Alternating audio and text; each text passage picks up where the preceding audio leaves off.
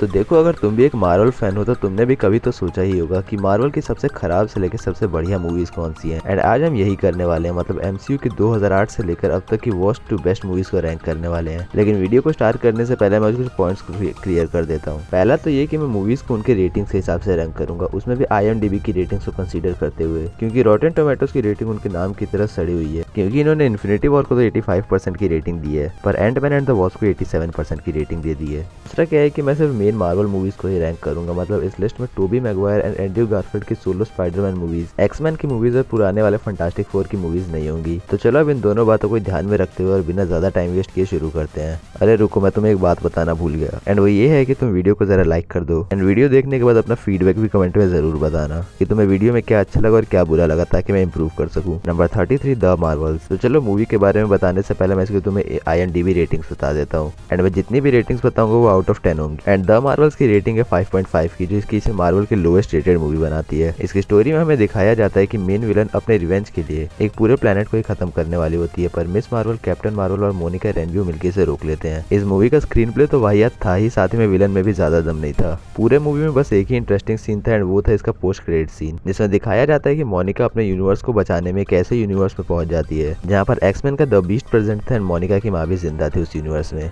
और ये पूरा सीक्वेंस अब डायरेक्टली जाके एवेंजर्स डूम्सडे से कनेक्ट होगा। Number 32, captain America brave new world. अब तुम्हारा तो नहीं पता, पर मुझे ये मूवी इतनी भी खराब नहीं लगी थी। इसकी IMDb रेटिंग 6 की है, जो कि काफी कम है। इस मूवी की स्टोरी तियामुस सेलेस्टियल के अर्थ की फील्ड पर आ जाने के बाद की है, जहाँ दुनिया को पता चलता है कि ये पूरा सेलेस्टियल एडमेंटियम से बना है, जो कि वाइब्रेनियम जितना ही रेयर एंड स्ट्रॉन्ग है। इसी मेटल के चलते US और जापान के बीच टेंशंस बढ़ने लगती है, जिसके पीछे मेन हाथ लीडर का होता है, जिसने पूरा कांड रेड हल्क यानी रॉस से बदला लेने के लिए किया था। एंड किस चीज का बदला ये तुम्हें मूवी देख के ही पता चलेगा। पर इन्हीं सब भसड़ को सैम विल्सन का कैप्टन अमेरिका कैसे रोकता है, पिक्चर में यही दिखाया जाता है। वैसे स्टार्टिंग से मूवी थोड़ी तो बोरिंग लगती है, पर फाइनल बैटल में कतई मजा आ जाता है। Number 31, Ant-Man Quantumania. तो ये एंटमैन की तीसरी मूवी थी जिसमें इसका सामना कैंग द कॉन्करर से होता है। एंड ये मूवी वन टाइम वॉच के लिए तो काफी सही है, पर इसने कैंग के कैरेक्टर को as Marvel's new big bad setup करने की जगह उसे स्कॉट एंड होप से हरवा के डिस्ट्रॉय कर दिया था। इसकी IMDb रेटिंग 6 की है, एंड ये फाइनेंशियली भी सक्सेसफुल नहीं हो पाई थी। बाकी यही वो मूवी थी जिसमें पहली बार MCU के क्वांटम रियाल्म को एक्सप्लोर किया गया था, एंड इस चीज में काफी सक्सेसफुल हो गई थी। लेकिन अगर मार्वल इसके एंडिंग में ये दिखा देता कि कैंग को उसका टाइम चेयर मिल गया है, तो फॉर श्योर ये काफी सिग्निफिकेंट बन जाती मार्वल के फ्यूचर के लिए। बट जो होता है अच्छे के लिए होता है, वरना हमें डॉक्टर डूम, वो भी RDJ का एज न्यू बिग बैड नहीं देखने को मिलता।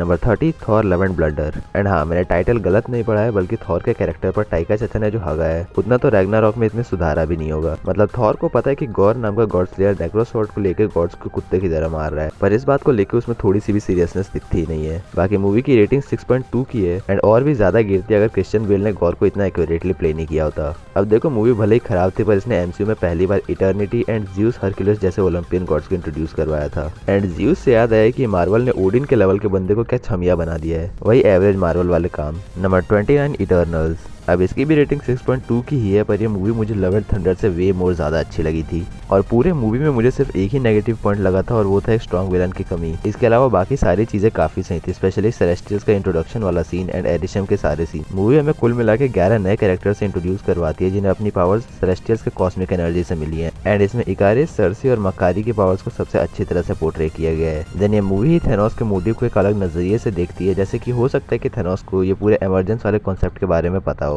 इसलिए ही वो पूरे यूनिवर्स की हाफ पॉपुलेशन उड़ाना चाहता था। इसके बाद नंबर 28 पर है incredible Hulk with the rating of 6.6। अब देखो, तुम सभी मेरी इस बात से तो एग्री करोगे ही कि रियल एंगर से भरा हुआ हल्क हमें सिर्फ इसी मूवी में दिखा था, एंड पूरे मूवी का मेजर प्लस पॉइंट ही एक्शन था। हाँ, भले स्टोरी बिलो एवरेज थी, पर आज के प्रोफेसर हल्क से अच्छा मैं इसे देखना पसंद करूंगा। दूसरा क्या है कि आज भी बहुत से ऐसे फैंस हैं जिन्हें लगता है कि ये मूवी MCU में कैनन नहीं है, मतलब कि मार्वल मेन कंटिन्यूटी का हिस्सा नहीं है, जो कि पूरी तरह से गलत है, क्योंकि ब्रेव न्यू वर्ल्ड का मेन विलन यानी द लीडर इसी मूवी में सबसे पहले दिखा था, एंड रॉस को भी इसी मूवी में इंट्रोड्यूस करवाया गया था। Number 27, black panther Wakanda forever. And इसकी भी IMDb रेटिंग 6.6 की ही है, लेकिन हाँ, ऑफ कोर्स ये इनक्रेडिबल हल्क से बेहतर थी। ये मूवी बेसिकली ब्लैक पैंथर के टाइटल को टिचाला से शूरी को देने का काम करती है, वो भी इन रिस्पेक्टेबल मैनर। मूवी में हमें नेमोर से भी इंट्रोड्यूस करवाया जाता है, जिसे सबने काफी पसंद किया था, इवन तो वो ह्यूमैनिटी को हेट करता था, पर इसके पीछे का उसका रीजन भी वैलिड ही था। इसके बाद शूरी इस मूवी में फिर से ये प्रूव करती है कि क्यों वो MCU के अभी तक की one of the smartest personality है, क्योंकि वो हार्ट शेप हर्ब को फिर से बनाती है एंड नेमोर को हराने का तरीका भी ढूंढ लेती है, जबकि वो इससे काफी ज्यादा पावरफुल था। And last but not the least, MCU इस मूवी के थ्रू अपने किंग चैडविक बोसमैन को ट्रिब्यूट भी दे देता है। Number 26, Thor the dark world, जिसकी रेटिंग 6.7 आउट ऑफ 10 है। अब अगर तुम इसको उस टाइम की मार्वल मूवीज से कंपेयर करोगे तो तुम्हें ये मूवी खराब लग सकती है, पर यह मूवी मार्वल के करंट पिक्चर से तो अच्छी ही है। ये मूवी भी हमें कई नई चीजों से इंट्रोड्यूस करवाती है, जैसे reality stone and dark elf से। वैसे मूवी का मेन विलन मेलिकित में कुछ खास दम नहीं था, पर इसकी आर्मी में जो कर्स था वो इजिली थॉर एंड म्योल्निर को ओवर पावर कर रहा था। एंड लोकी ना होता तो थॉर काम वहीं निपट जाता। अब देखो, मूवी भले ही बहुत डार्क एंड सीरियस थी, पर अब जाके समझ आ रहा है कि थॉर बीइंग अ गॉड उसे ऐसे मोमेंट पे ऐसा ही होना चाहिए था। Number 25, captain Marvel. और चलो आज मैं तुम्हें इसके बारे में एक फन फैक्ट बताता हूँ, एंड वो ये है कि इसने बॉक्स ऑफिस पर $1 बिलियन की कमाई की थी। एंड ऐसा सिर्फ एंड गेम की हाइप की वजह से हुआ था। मतलब वो था ही मार्वल का ऐसा गोल्डन पीरियड। कैप्टन मार्वल जैसी एवरेज फिल्म भी सिर्फ एमसीयू का पार्ट होने की वजह से इतना कमा पाई थी। ये पूरी मूवी सिर्फ दो ही चीजों पर फोकस करती है, पहला तो कैप्टन मार्वल के ओरिजिन पर, और दूसरा उसे ओवर पावर दिखाने पर, जिसमें ये सक्सेसफुल भी होती है। इस पूरे मूवी का भी बेस्ट सीन इसका पोस्ट क्रेडिट सीन ही था, जिसमें हमें कैप्टन मार्वल एवेंजर से मिलते हुए दिखाई जाती है, जो कि इसे डायरेक्टली एवेंजर्स एंड गेम से कनेक्ट करता है। Number 24, iron man 2 with 6.9 IMDb rating. अब देखो, तुम्हारा तो पता नहीं, पर मुझे मूवी कुछ खास जमी नहीं थी, क्योंकि मूवी का विलन से लेकर स्टोरी तक सब एवरेज थी। इसके स्टार्टिंग में हमें दिखाया जाता है कि टोनी के अपने आर्क रिएक्टर में पैलेडियम को यूज करने की वजह से उसे पैलेडियम पॉइजनिंग हो जाता है, जिसके बाद वो अपने डैड हॉवर्ड स्टार्क के रिसर्चर्स की मदद से एक नया एलिमेंट बना लेता है। एंड इसी बीच एक विप्लैश नाम का विलन टोनी को मारने का ट्राई कर रहा होता है, क्योंकि स्टार्क इंडस्ट्रीज के किसी कांड की वजह से उसके बाप की जिंदगी खराब हो गई थी। पर इतना बड़ा रीजन होने के बाद भी ये टोनी का घंटा कुछ नहीं उखाड़ पाता। Number 23, captain America the first Avenger. अब यहाँ से कुछ ओजी मूवीज आना स्टार्ट हो जाएंगे जो कि अच्छी हैं। इसको भी IMDb ने 6.9 की रेटिंग दी, एंड ये काफी अच्छी ओरिजिन स्टोरी है। मूवी की स्टोरी वर्ल्ड वॉर 2 के टाइम पे टेक प्लेस करती है, जब हाइड्रा नाम की नाजी ऑर्गेनाइजेशन स्पेस स्टोन का यूज करके अपने समय से बहुत आगे के एडवांस हथियार बनाने लगती है। इसलिए यूएस भी पहली बार एक परफेक्ट सुपर सोल्जर सीरम तैयार करती है, स्टीव रॉजर्स को दे देती है, जिससे उसके physical features like strength, durability, speed,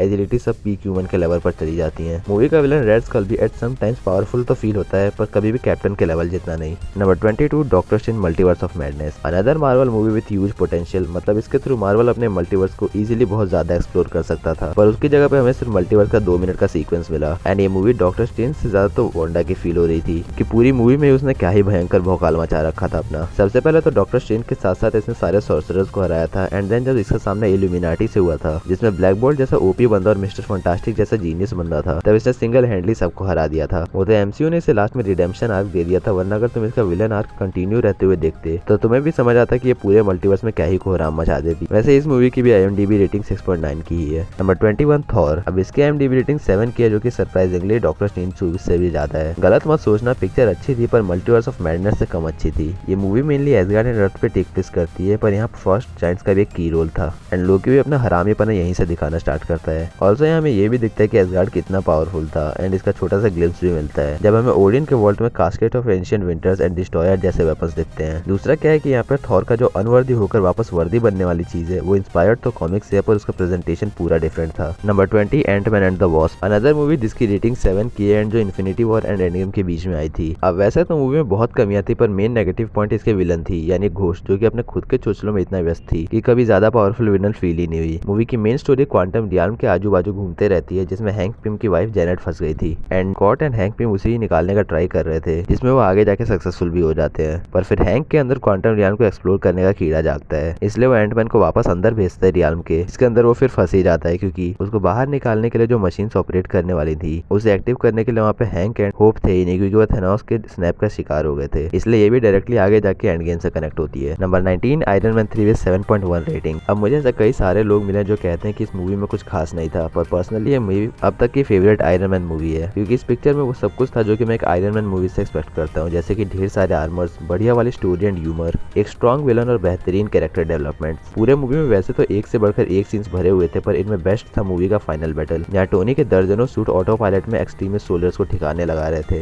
यहाँ पर हमें हर उस टाइप का सूट दिख जाता है जिसे हम कभी देखना चाहते थे, जैसे कि स्टेल्थ आर्मर जो कि गायब हो सकता था, अंडर वाटर सूट, स्पेस के लिए suit, etcetera etcetera. Number 18, Ant-Man. इसके IMDb रेटिंग से स्टार्ट करें तो इसे 7.2 की रेटिंग मिली है, जो कि इसे आयरन मैन 3 से रेटिंग में तो ऊपर रखती है, पर उससे अच्छी नहीं है। कंपैरिजन को साइड रखे तो वैसे ये काफी अच्छी ओरिजिन स्टोरी है एंड फन से भरी हुई है। ये मूवी हमें स्कॉट लैंग नाम के एक चोर की कहानी दिखाती है, जो कि काफी माहिर था अपने काम में, इसलिए हैंक पिम की नजर उस पर पड़ती है। हैंक पिम एक साइंटिस्ट था जिसने पिम पार्टिकल्स नाम के ऐसे के पार्टिकल्स बनाए थे, इससे कोई भी आदमी छोटा या बड़ा हो सकता था। एंड इसकी एक कंपनी भी थी जिसपे डैरन नाम के आदमी ने कब्जा कर लिया था, एंड इसलिए पिम स्कॉट को खोजता है एंड पिम पार्टिकल्स को गलत यूज से बचाता है। Number 17, Shang Chi and the legend of ten ring. अब तुम अगर इसे फेज 4 की बेस्ट मूवी कहो तो गलत नहीं होगा, क्योंकि ये बहुत फ्रेश मूवी थी एंड काफी लंबे टाइम बाद मार्वल ने hand to hand combat scenes को इतनी अच्छी तरह से दिखाया था। मूवी के थ्रू में पहली बार रियल टेन रिंग से इंट्रोड्यूस करवाया जाता है जिसे वेन्यू चलाता था। अब ये वेपन्स अपने में ही काफी पावरफुल थे एंड अपने यूजर को इमॉर्टल भी बना देते थे। इसके इवन विलन को भी देखो तो वैसे तो ये ड्वेलर इन द डार्कनेस कुछ ही मिनट्स के लिए दिखा था, तब भी इसका लेवल ऑफ डेंजर फील हो रहा था, जहां मार्वल तब के टाइम में लैग करता था। अब तुम देख ही सकते हो कि वीडियो पहले ही काफी लंबी हो चुकी है, लेकिन जरा मेरी बात सुनते जाओ। अभी तक मूवीज जो हमें इस लिस्ट में दिखी हैं वो या तो एवरेज थी या थोड़ी सी अच्छी थी, पर इसके पार्ट 2 में हमें मार्वल की मेन मूवीज दिखेंगी एंड मैं ट्राई करूंगा कि पार्ट 2 पार्ट 1 के 7 दिनों के अंदर मैं अपलोड कर दूं। पर अगर तुम इस वीडियो को बहुत लेट देख रहे हो तो तुम्हें वो सेकंड पार्ट वाली वीडियो का लिंक डिस्क्रिप्शन में मिल जाएगा। इसके बाद जरा तुम भी अपना 5 सेकंड निकालो, वीडियो को लाइक और चैनल को सब्सक्राइब करो। मैं मिलता हूँ बहुत ही जल्दी, बाय।